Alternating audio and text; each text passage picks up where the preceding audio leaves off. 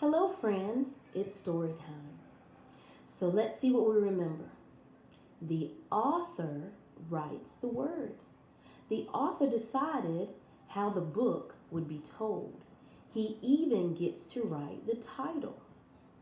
Then the illustrator draws the pictures, and that helps us see through the illustrator's drawing his imagination, and it brings a story to life. The photographer is an added person who can take real pictures for stories when we're discovering insects, plants, and things. Which reminds me, a book is just like a plant. Remember how I told you to remember that a book has a beginning, a middle, characters, and the end? Well, the beginning are the roots. The stem is the middle of the story. The leaves are characters, and then the flower blooming is the end result of the story. So let's see what book we have today.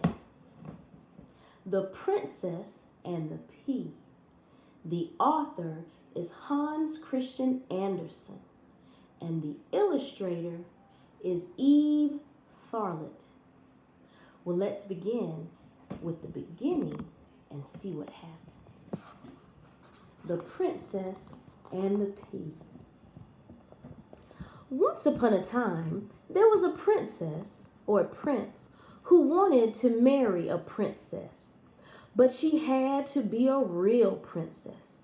So he went all over the world looking for one, but there was always something the matter everywhere. He met plenty of princesses, but he couldn't be sure whether they were real princesses. There was always something not quite right about them.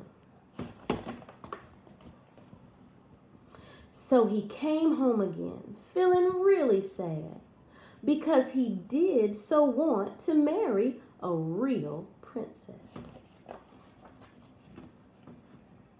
One evening, there was a terrible storm with thunder and lightning, and the rain poured down. It was really dreadful.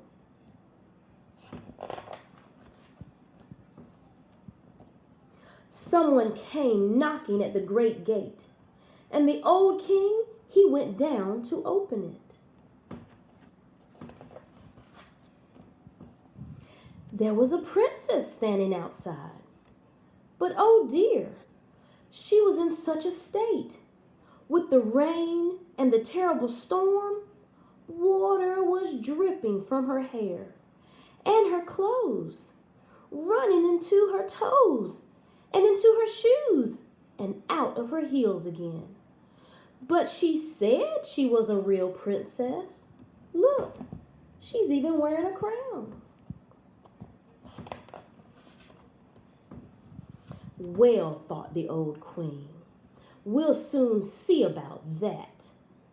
However, she said nothing but went to the bedroom and took all of the bedclothes off the bed and put a tiny pea on the bed sheet right there.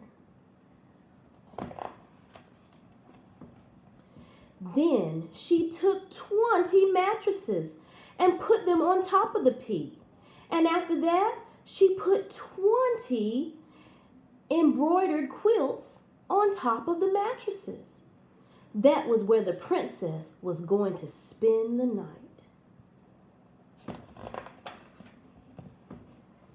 In the morning, she was asked, "How did you sleep?" "Oh, very badly," said the princess. "I could hardly sleep a wink all night. Goodness knows what was in my bed. I was lying on something so hard that I'm all black and blue all over. It was really terrible." Oh, poor princess.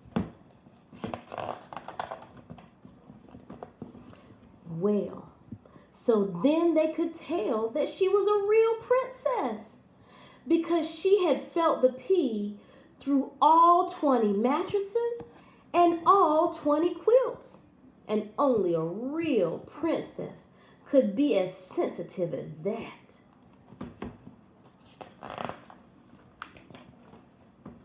Then the prince married her, for now he knew he had found a real princess, and the pea was put in a museum where it could be seen to this day. That is, if nobody has taken it. There, that was a true, real story. There's the prince and his princess and their family. The end. So, my friends, think about it. What happened at the beginning? Then, the middle. Who are all our characters? And when it bloomed in the end, what happened that lets you know the story was over? I look forward to hearing and you telling me all about this story. You have a good night. Bye.